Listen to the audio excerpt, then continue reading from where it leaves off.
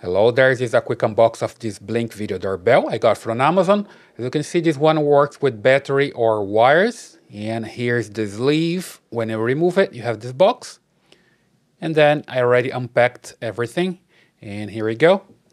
You have here the video doorbell itself with this plate that I'm going to install onto your wall. This part facing up. Then you have the indentation here.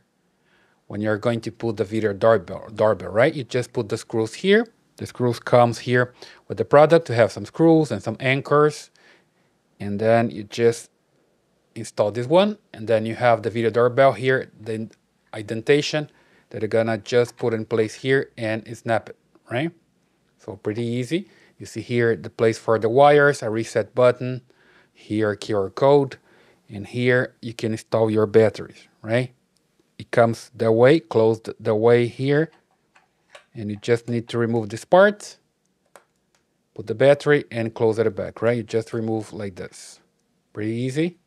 Put your 2 lithium battery, close it, put it in place by just snapping here. And you're ready to go. You can put your wires or use it with batteries. Here you have the lens of the camera, the button when you press. It's going to work by pressing here, by pushing here. Okay, and then it comes with the batteries, so you don't need to buy new batteries, it comes already with them. Here's the user guide, the wires that you need, and here's the template for the installation. Okay, just put this part up as well to mark the places for the holes, and you're good to go. And here also some instructions for installation. Okay, it's pretty basic, something that I already explained.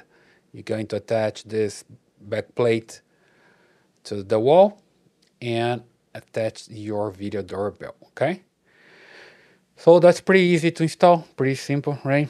And then in the next videos I'm going to talk more about the setup of this product. Okay, I hope you like it.